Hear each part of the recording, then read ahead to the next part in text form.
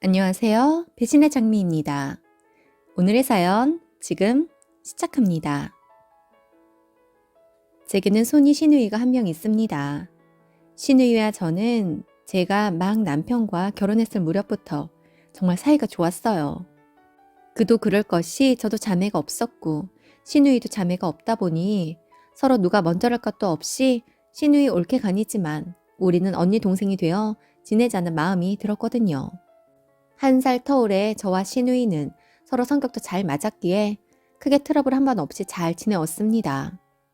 너무 좋은 시부모님이었지만 가끔 시누이가 보기에 시어머니께서 제게 조금이라도 일을 시키려 하면 엄마, 올케한테 그런 거 시키지 마. 그 정도는 엄마가 할 수 있잖아. 엄마, 그거 다 시집살이야, 시집살이. 우리 시어머니가 나한테 그런 일 시키면 좋겠어? 올케가 나라고 생각하고 잘해줘. 지금도 잘해주지만 더 잘해주라고. 그래야 엄마 아들이 더 사랑받는 거야. 라고 하면서 시댁에서 언제나 제 입장을 대변해 주시고 저를 정말 친자매처럼 챙겨주었어요.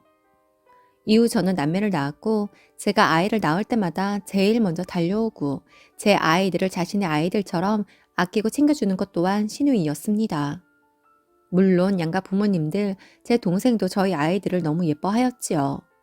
그런데 제가 힘들어할 때면 자진해서 저희 집에 와서 아이들도 함께 봐주고 때마다 아이들의 옷도 사주곤 했습니다.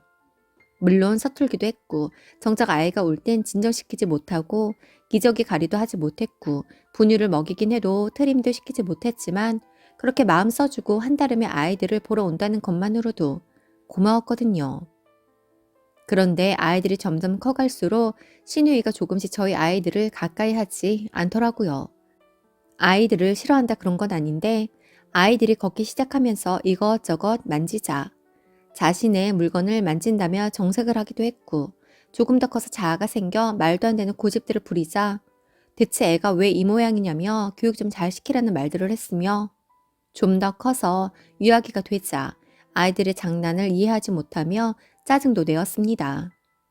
솔직히 아이들의 엄마로서 신우의 그런 반응들이 서운하기도 하고 속상하기도 했지만 한편으론 그냥 이해를 하기도 했어요.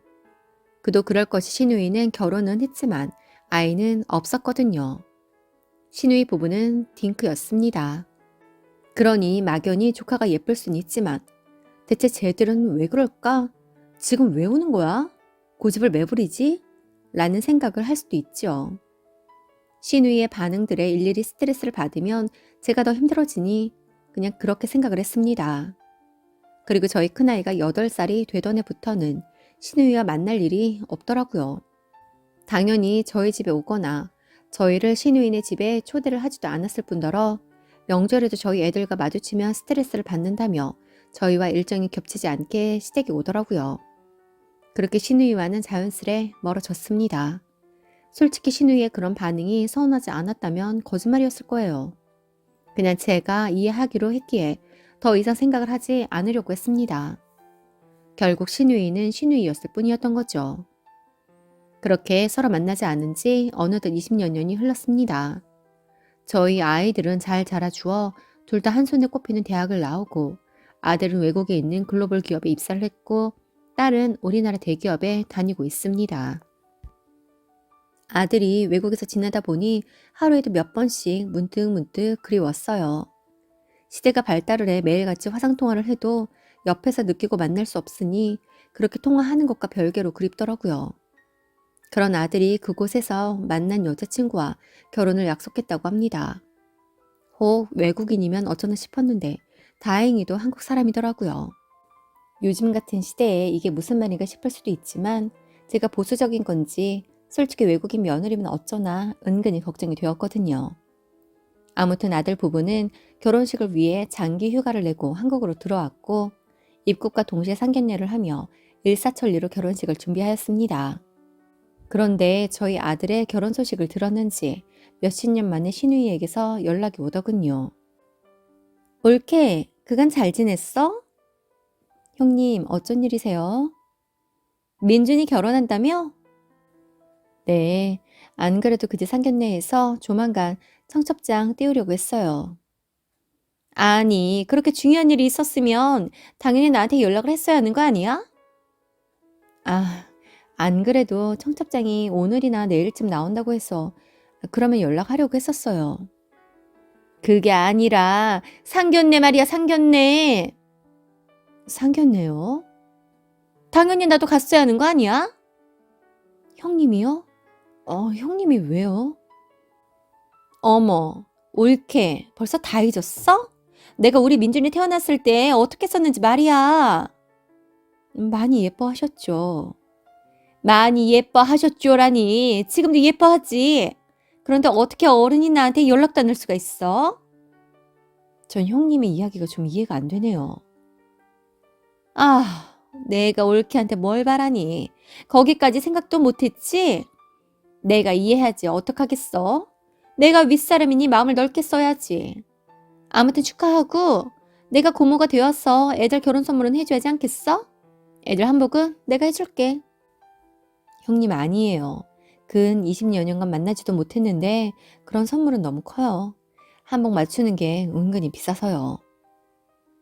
은근히가 아니지. 진짜 비싸. 네. 그래서 괜찮다고 말씀드리는 거예요. 아니야. 나 그 정도는 충분히 해줄 수 있어. 고모의 선물이야. 내가 잘 아는 최고급 한복집이 있으니 거기서 맞춰줄게. 제가 계속해서 괜찮다고 했지만 형님이 꼭 한복을 해주겠다고 하였고 저희 시어머니에게까지 말씀을 하셨는지 어머님도 그냥 한복은 받으라고 하셔서 아이들의 한복은 시누이가 해주었습니다. 그런데 한복을 맞추는 날 한바탕 에피소드가 있었습니다. 사실 아들 부부에게 이야기했을 때 아들도 시누이가 한복을 맞춰주는 것에 난색을 표하긴 했었거든요. 그래서 제가 잘 이야기했어요. 고모가 나 어렸을 때 참 많이 예뻐해줬어서 한복을 해주고 싶다고 한다고요. 그렇게 한복을 맞추러 가기로 했는데 시누이가 자신이 알아서 잘 맞춰주겠다며 저는 굳이 오지 말라고 하더라고요. 한복 맞추고 시누이 부부가 아들 부부 점심까지 사주며 축하 인사를 건네겠다면서요. 그래서 그렇게 하기로 했습니다. 그런데 한복을 맞추고 온 아들이 할 말이 있다고 합니다. 그래서 무슨 말이냐고 하니 엄마, 내가 고모가 해준 한복 받기 싫다고 했었잖아요. 왜? 무슨 일 있었어? 아, 새색시 새신랑 한복이 아니라 우중충한 색으로 했어요. 아니, 왜? 보통 결혼하는 사람들 한복색은 거의 정해져 있는데. 우리는 입도 뻥끗 못하게 하고 고모가 다 골라주셨어요. 잘 아는 한복집이라더니 한복집 사장님이랑 밀어붙이는데. 아, 몰라. 그 사람도 많이 불만인 것 같은데 안 하겠다는데도 고모가 그냥 밀어붙여서 결제까지 해버리더라고. 아, 머리 아파. 그래서 무슨 색에 어떤 디자인으로 했나 했더니 팥죽색과 미색이 어우러진 한복으로 했다더라고요. 잘 보면 고상하긴 하기도 하겠지만 신혼부부에게 어울리는 색은 분명 아니었습니다. 저도 보고 당황스러워서 신우이에게 전화를 했습니다. 아이들 한복색이 좀 아닌 것 같다고요. 그러자 아이고 눈들이 그렇게 낮을 것 같아서 내가 가서 골라준다고 한 거야. 얼마나 고급진 색인데 그 원단도 보통 원단이 아니야. 내가 긴 말 안 할게. 그렇게만 알아. 알겠어? 고마울 거 없어. 내가 우리 조카한테 선물해 주는 거야. 형님, 그게 아니라 애들이 좀 마음에 안 들어하는 것 같은데 이제라도 색상을 바꿀 수 있을까요? 무슨 소리 하는 거야? 컬러 고르면 그 자리에서 바로 원단 재단해. 못 바꿔. 아우, 진짜 어디 가서 그런 말 하지 마. 무식하단 말 들어. 참, 그 사이에서 너무 난감하더라고요. 골치도 아프고요. 그래서 아들 부부를 불러 제가 대신 사과를 하고 저희가 한복을 새로 맞춰 주었습니다. 형님이 사준 한복은 잘 뒀다가 나중에 나이 조금 더 들어서 입으라고 했습니다. 형님이 기분 나빠할 순 있지만 아들 결혼이니 아들 부부의 의사가 더 중요하다고 생각했어요. 형님 성격에 미리 알리면 난리 진상을 피울 것 같아 따로 말은 하지 않았고 아들 결혼식 패백 때 배가 너무 고프다며 그 아낀다는 조카의식도 다 보지 않고 식사부터 하고 오더니 그새 술이 거나하게 취해 패백 한복 안에 입고 있는 결혼 한복을 미처 알아채지 못하고 기분 좋게 밤이랑 대추를 던지고 돌아가셨습니다. 아들 부부는 그렇게 결혼을 하고 자신들이 생활하던 미국으로 돌아갔고 1년에 한 번 추석에 맞춰 한국에 들어와서 명절을 함께 지내곤 했습니다. 결혼하고 첫 추석 때였어요. 아들 부부가 간만에 오는 날이었기에 설레하며 아이들을 맞을 준비를 하고 있었습니다. 아들 부부가 왔고 오랜만에 온 가족이 명절을 함께 지내고 있는데 신우에게서 전화가 옵니다. 형님, 명절에 어쩐 일이세요? 어쩐 일이고 저쩐 일이고 가네. 우리 민준이 왔어? 그럼요, 어제 왔어요. 어제? 네, 어제요. 왜요? 그런데 왜 우리 집에 먼저 안 온 거야? 네? 형님 집에요? 민준이가 형님 집에 왜 가는데요? 왜냐니? 내가 고모잖아, 고모. 갓난쟁이 때부터 내가 그렇게 이뻐했는데 어떻게 우리 집에 안 오고 바로 집에 갈 수가 있어? 형님, 당연히 집에 와야죠. 올케. 내가 그간 올케 그렇게 안 봤는데? 올케는 위아래도 몰라? 네? 무슨 말을 그렇게 하세요? 아니, 그렇잖아. 내가 손이니까. 당연히 더 어른 아니야? 그러니까 우리 집을 먼저 와야지. 형님이 무슨 말씀 하시는지 모르겠네요. 아무튼 명절 지나고 마저 얘기 나누도록 할게요. 라고 하고 전화를 끊었습니다. 형님이 말도 안 되는 소리를 하는데 솔직히 어이가 없더라고요. 남편에게도 말을 하니 대체 무슨 말을 하는 거냐며 저와 같은 반응을 보이더라고요. 그런데 2시간 뒤 초인종이 울립니다. 배달을 시킨 것도 없는데 누구지 싶어서 보니 형님이더라고요. 솔직히 당황스러웠어요. 그렇다고 문 밖에 세워둘 수도 없는 노릇이라 당황해하며 현관문을 여니 형님이 현관문을 밀고 들어오면서 민준아, 고모가 너한테 서운해서 왔어. 아니, 고모가 너한테 어떻게 썼는데 어떻게 고모한테 먼저 안 올 수가 있는 거야? 똑똑하고 배울 만큼 배웠다는 애가 할 행동이라고 생각되어지지 않는다. 질부도 그래. 내가 일전에 만났을 때 충분히 알아듣게 말했잖아. 너희가 외국에서 살고 있어도 한국 사람이라고. 우리나라는 동방예의지국이라고. 그랬으면 당연히 나에게 먼저 인사를 와야 하는 거 아니니? 너희 시부모보다 내가 위야. 형님, 지금 다짜고짜 애들한테 무슨 말씀을 하시는 거예요? 옳게도 그래. 아무리 못 배워먹었어도 그렇지. 애들을 가르쳐야지. 지금 뭐 하는 거야? 애들은 실수할 수 있어. 그런데 어른인 옳게가 그러면 안 되는 거지. 대체 무슨 말을 하고 싶으신 거예요? 자식이 부모를 먼저 찾아오는 게 당연한 거 아닌가요? 내가 부모보다 위잖아. 무슨 논리로 그렇게 말하는지 모르겠고요. 이렇게 오신 이유가 뭐예요? 내가 손수 가르치러 온 거지. 어? 그런데 너희 한복 그게 뭐니? 내가 맞춰준 한복은 어쨌어?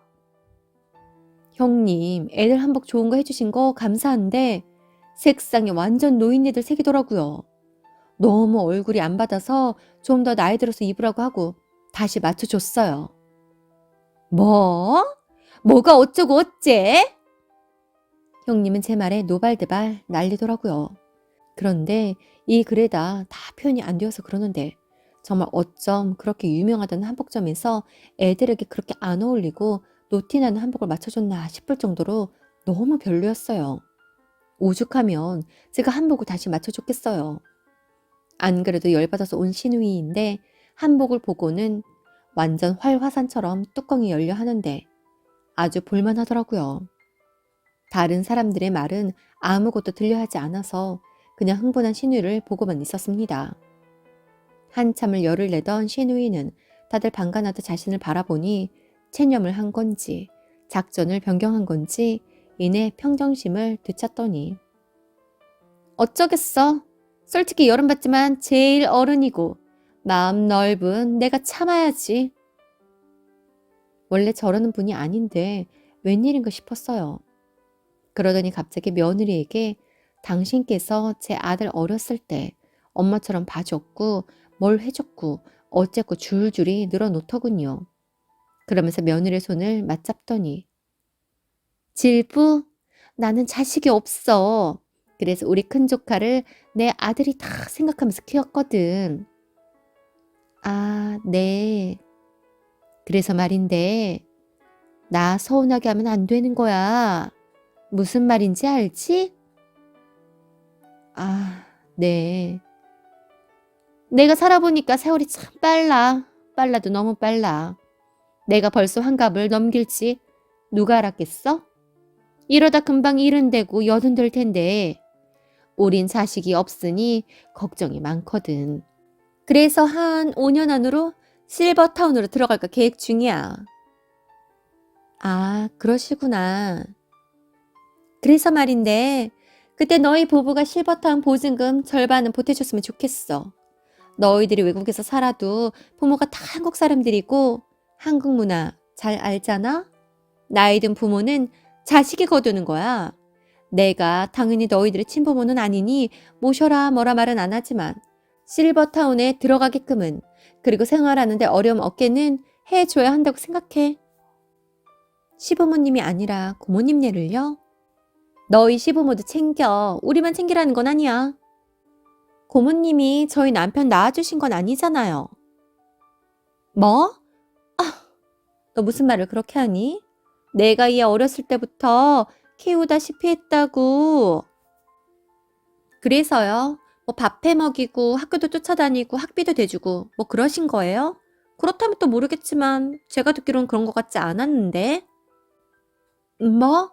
아니 내 마음에 내가 자식이 없으니까 얘를 정말 친자식으로 생각을 하고 친자식이라고 생각하신 거지만 친자식은 아닌 거잖아요. 그리고 생각만 그렇게 하신 거지 진짜 그렇게 부모처럼 물심양면으로 저희 남편 도와주신 적 있으세요?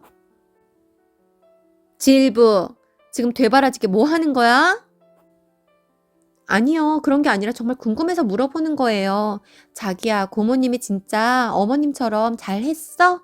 그러면 정말 보증금 내드릴 수 있겠지만 내가 왜 고모님 실버타운 비용까지 내드려야 되는 거야? 진짜 요즘 애들 정말 못 쓰겠다. 고모님, 그러면 제가 한마디만 말씀드릴게요. 저희 애 낳을 거거든요. 그러면 저희 애 낳고 한국에서 몸조리 할 때 고모님께서 직접 몸조리 다 해주시면 안 돼요?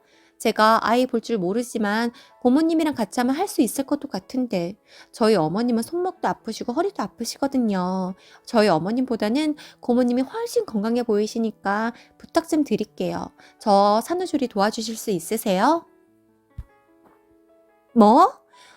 너 지금 나한테 왜요? 그 정도도 못 해주세요? 저희 남편 갓난쟁이 때부터 키우셨다면서요. 그래요. 세월이 지나서 다 잊으셨을 수도 있겠다. 그러면 저 최고급 산후조리원 예약해 주시면 안 돼요? 몸조리는 정말 잘하고 싶거든요. 어머, 어머, 너 지금 나한테 무슨 말을 하는 거니? 왜요? 엄마라면서요. 어머님인데 왜 그런 것도 못 해주세요? 신우이는 저희 며느리를 잡으려다가 되려 된통 당하더라고요. 그러자 타겟을 바꿔 제게 뭐라고 합니다. 그 말이 너무 어이없어서 대체 아이들에게 뭐라고 하는 거냐고. 큰아들 7살 이후로 우리랑 마주치고 싶지도 않다고 피해 다닌 게 누군데 이제 와서 왜 우리 아들에게 이러느냐고 했습니다. 그러자 그저 조카를 사랑하는 마음일 뿐인데 뭐가 문제냐고 하더군요. 그래서 진정 조카를 사랑하면 알아서 잘 살게 두라고 했습니다. 부모도 두는데 왜 고모가 나서서 집에 오라는 둥 한복이 어쩌고 그러는지 이번엔 실버타운이요? 만약 실버타운 보증금을 지원받는다면 제가 받아야지. 왜 형님이 받아요?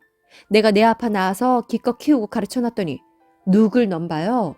말이 되는 소리를 하세요. 그게 뭐 그렇게 어렵니? 얘들 연봉이 얼만데 나 그거 하나 못 해주겠어? 애들이 내준다고 해도 내가 안 된다고 해요. 무슨 말인지 알겠어요? 그러니까 헛꿈 꾸지 말고 가세요. 가시라고요. 아이고, 자식 부심 엄청 부리네. 자식 없는 사람 부러워서 살겠어? 그러면 나으시지 그러셨어요? 동서! 왜요, 형님? 그렇게 저는 형님에게 할 말을 다 해버렸고 두 눈 동그랗게 뜨고 질려버리더니 형님은 깜짝 놀라 더는 아무 말도 하지 못하고 돌아갔습니다.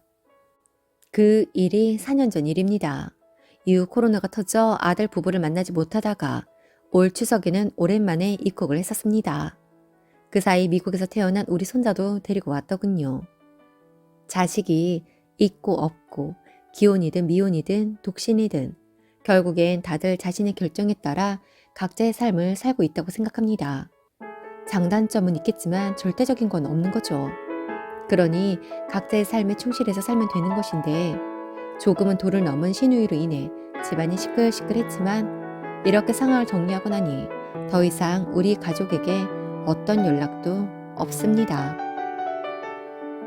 오늘도 함께 해주셔서 감사합니다. 지금까지 배신의 장미였습니다.